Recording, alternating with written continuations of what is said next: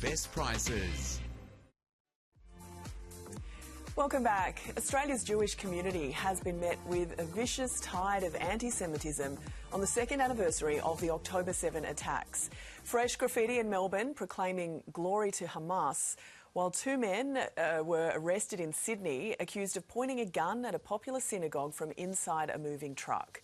Joining us to discuss today's headlines is Minister for Indigenous Australians, Malarndirri McCarthy, and National Senator M.Canavan. Good morning to you both. Good morning. Malarndirri, incidents like this are unacceptable at any time, let alone on a date that is already causing a lot of pain to many Australians. Has the federal government failed Jewish Australians? It's absolutely abhorrent what we've seen again in Victoria in terms of the graffiti attack, Jane, and no, the government has not failed. We have consistently called for a ceasefire in the Middle East. We've certainly called for the release of hostages. We have maintained that call for the last 2 years. What we've done here in Australia is tightened security, worked with the AFP, increased legislative framework to ensure there is protection of the Jewish community across Australia, and we certainly are working with the new Commissioner of the AFP, Commissioner Barrett, to ensure that the AFP will do what they need to do with the Victorian Police in regards to this latest incident. Matt, you heard Malarndirri there say what the government's doing, what the AFP is doing. Are they doing enough? Look, the problem here, Jane, is the government just haven't acted from day one to stamp out this reprehensible incitement to violence, and that's what these statements are. They are against the law, and the law should have been used. But right from the get-go, when we saw those abhorrent protests on the steps of the Sydney Opera House 2 years ago, both federal and state governments have failed to implement the law, and that has effectively given a green light to violent terrorist supporters within our midst. And we've seen this kind of response grow, and it's culminated here in this just reprehensible graffiti. So the government has failed here. Like, hardly anyone has ever been charged with these crimes, and people are getting away with effectively saying, do it again in October 7th. That is illegal. Where is the government response here to find these people who have done this, charge them and set an example? Well, that's the police job. People have been charged. I don't think it's fair to say that we've been given a green light. Hardly anyone. Well, we do know, related to this issue, there is a protest planned for the Sydney Opera House on Sunday. Malarndirri, do you think this protest should go ahead?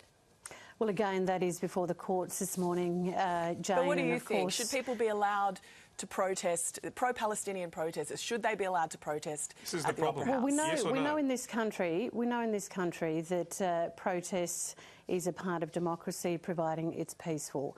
But we have been very concerned in regards to the anniversary of October 7 that all Australians, Jane, should be mindful of the hurt and the pain that is still being felt amongst not only the Jewish community, but those who feel very deeply about what happened on October 7. So, of course, we are calling for caution. We're also calling for all Australians to recognise that we need to unite together. This is a difficult path. It is one that our government is certainly working strongly towards a two-state solution. We have said that from the get-go, and we'll continue to work internationally with the international community in terms of trying to see a peaceful resolution. Well, we saw recently a very large and overwhelmingly peaceful protest across the Sydney Harbour Bridge. If it is like that on Sunday, Matt, is there a problem with it happening? I don't think we should use our I don't think we should let our national landmarks be used in this fashion, used by people who, as I've said, have been promoting or at least excusing terrorist acts, where you can't come up here to the front of Parliament House and do a protest. You can't do that. There are places around here that are reserved for that, but we do restrict that here in Canberra. We keep them away from ourselves. Why can't we keep these protests away from national landmarks? Because what happens is these images are broadcast to the world and they're doing enormous damage to our country's reputation. So I don't think anybody should be protesting like this on the anniversary of October 7th. But if it's going to happen in the democratic way that Malarndirri says, it should be made, the police should make them go to places that do not use our national landmarks to prosecute their warped agenda. All right, I want to get to another issue now because this also affects a lot of Australians. Susan Lee has slammed Communications Minister Annika Wells over her handling of the Optus 000 outages. Matt, has the government let Optus off the hook here?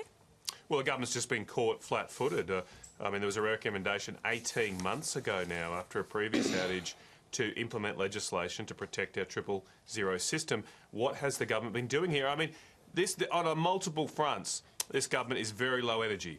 I think they need to drink a couple of Red Bulls and get into gear because what is going on? Why has it taken them 18 months? And only after people have died, to introduce this legislation. It's not like there weren't warnings, Malandiri. Well, I'm not sure about the Red Bull component, Jane. I don't know whether Senator Canavan is still going with the Brisbane Broncos on the weekend, but I can say this.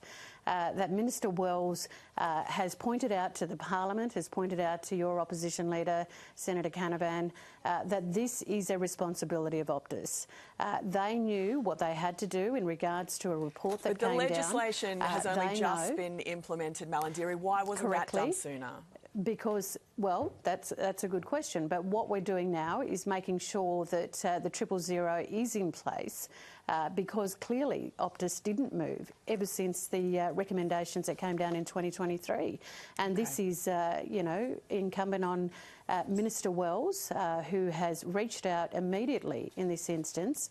And I think the criticisms against her were completely unfounded and completely a distraction for the opposition leader.